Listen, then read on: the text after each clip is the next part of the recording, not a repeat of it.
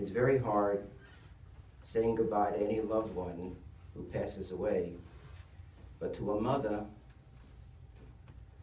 to a person who bore you, nurtured you, kissed your cuts and bruises, caressed you when you were sad, held you when you were tired, cried and prayed for you, laughed and danced for you. Mom, it's so hard to say goodbye.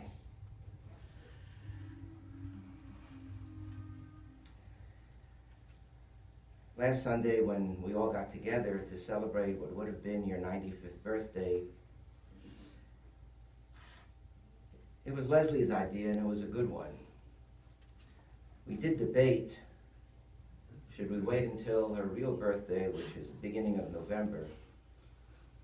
But perhaps somewhat prescient, Leslie and Howie felt that we ought not to wait. And we all came. It was a celebration of her life. It's hard to know whether she was aware of what was happening. She wasn't able to stay long in the room.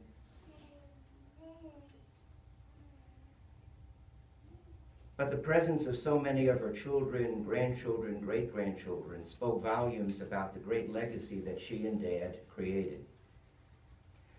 A few of us spoke, but even then we knew, unspoken though it was, that that Sunday was also a silent farewell.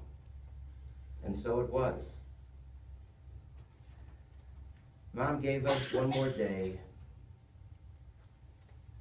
and then quietly, early Tuesday morning, with no one around, how like her not to want to disturb anyone, she slipped away. Like the Gemara tells us about the great ones, when the neshama parts from such a body, it's like a hair lifted from milk, painlessly, softly, and Mom was gone. Like Dad, Mom was the last one in her family. And Shirley and Uncle Louie, Aunt Ray and Uncle Herman. My sister-in-law Robin Schulzen once said in another context, and now it's just us.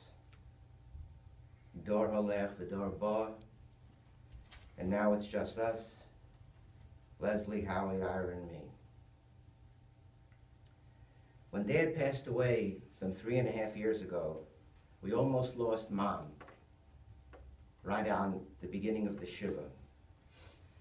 And since then, I guess being aware of the fragility of life, especially with Mom, I've been thinking about her. And what would I say if I got the phone call that she was gone? And my thoughts settled on one idea, Mom's name. In Yiddish, it's Basha. But after some research, apparently, it translates into the Hebrew as Basya. Basha, Basya. Who was Basya? She was Bas Paro. She was the daughter of Paro. Why was she given this name? So the Medrash tells us, HaKadosh Baruch Hu said to Basya Bas Paro, Moshe lo haya benech v'karos oso benech. Moshe was not your son, but you called him your son. Afat. So you. Lo at biti.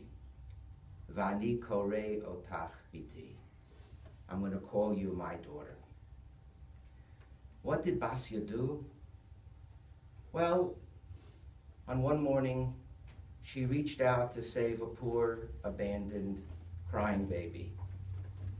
And as the Gemara tells us, miraculously, her arm elongated. Nis'archa amas yoda v'higia adateva. She didn't know the identity of that baby. She just saw Hinei Nar Bocher Batach Molalov. A baby was crying and she had mercy for him. And something happened. She reached out and became more than herself. She extended, pushed herself beyond herself, and saved the boy. And in that act, she redefined herself. Her self-definition was not confined, limited to just her own needs and wants. She suddenly became about others. And in that moment, she earned the name Basya. She became a daughter of God. What does it mean to be a Basya, a daughter of God? To emulate him, to reflect his midos, his attributes, to identify with him. And so I'd like to spend a few moments talking about Mom, our Basya, our Basya, on 3 levels. She was a daughter of God because she was a giver, a giver. What does it mean to be a giver? It means more than just being nice and kind. It means that you live to serve, to help, to contribute, to step out of your ego when your greatest fulfillment is in making a difference in someone else's life. That's what it means to be a giver. You extend your arm and magic happens. Other people benefit. Others have spoken about, we speak about Mom as a giver, so we think about her giving us food, and this certainly became a singular and signature definition of who she was. She was always giving, stipping, eat mein Kind. And Howie and I sort of made a list. We made some about 18 different platonic dishes that were identified with Mom. And I thought I would leave out the beef liver. Beef liver was not one of my favorites.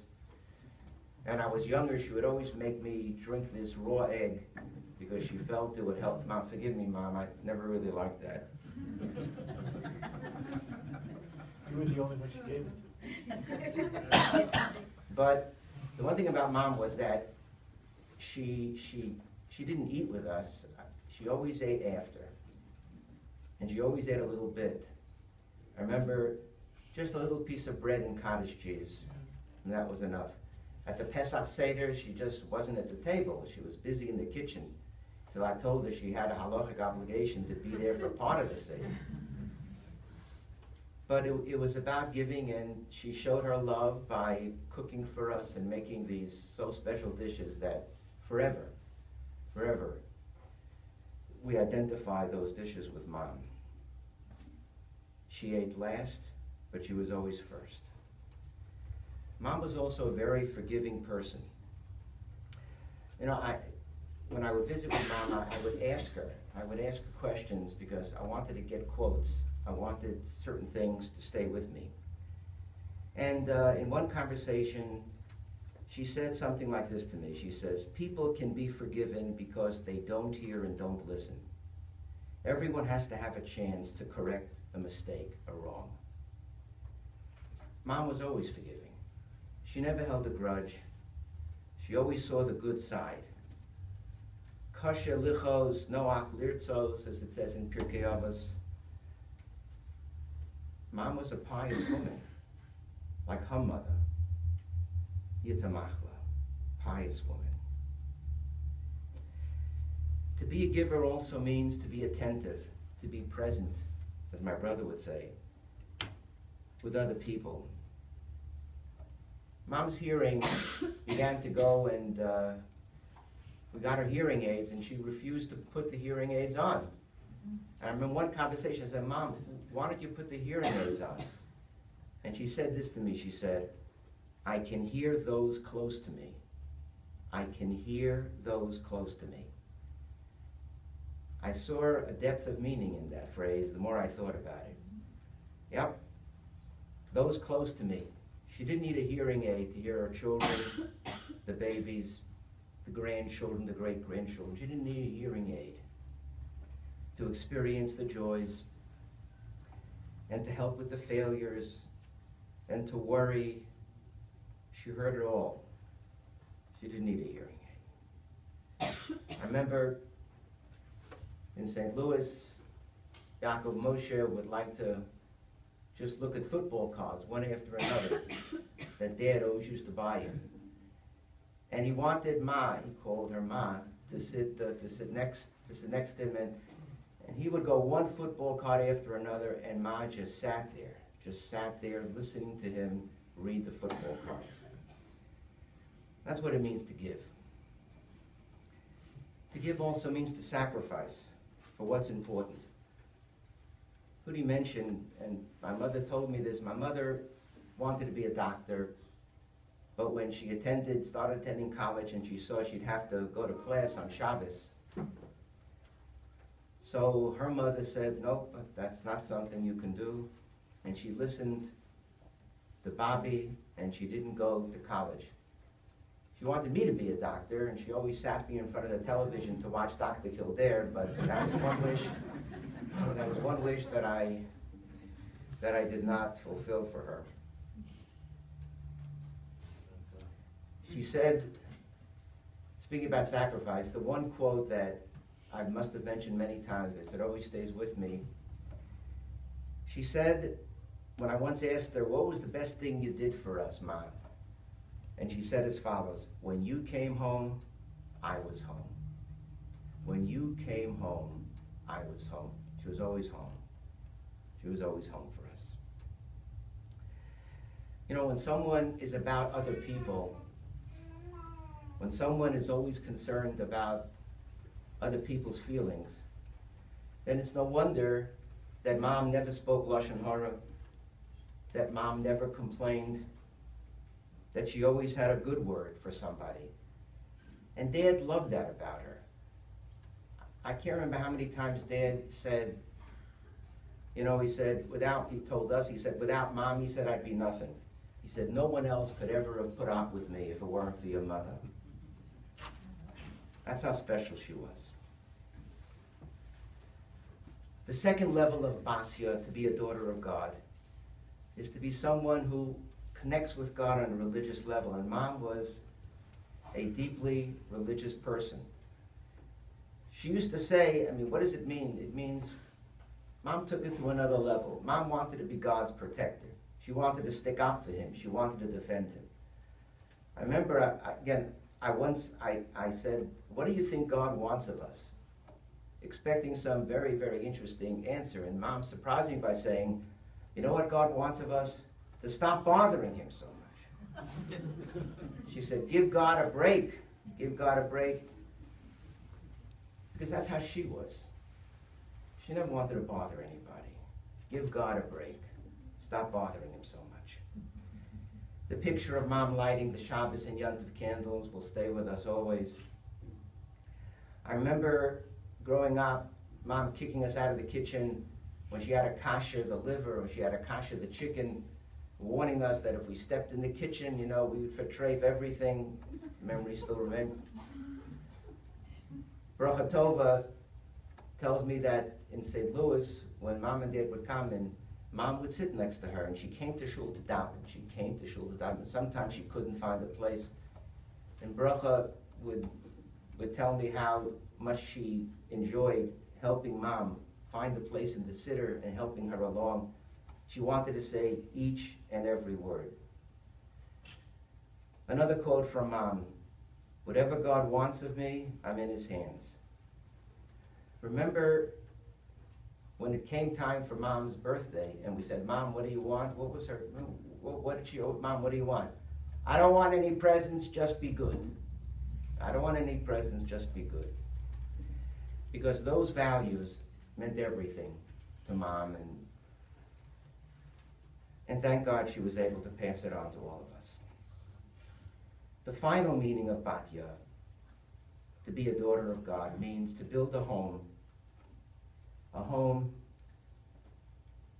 which can invite in someone very special.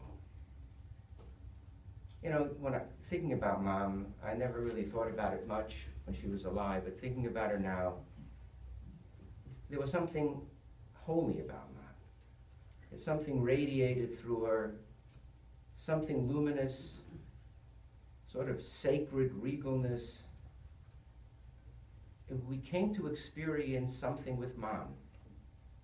You build a bayis ne'eman, you build a house, a bas, a beit kah, a house for Hashem. And then a presence enters, the mother Shechina. Trailing behind her daughter is the Shechina. When you watch Mom, you almost sense something greater was happening. You almost felt elevated to another reality. Mom, in her modest, humble way, the princess, the daughter, the queen Shechina, the mother Shechina was always close by. And we felt caressed and comforted and loved and inspired. Look, did we always feel it? Did we feel it in the kitchen when Mom would give us her famous grilled cheese sandwich, or at night doing our homework and then watching Mom just sitting there looking at us? Probably not. But now we know, and we're going to miss it.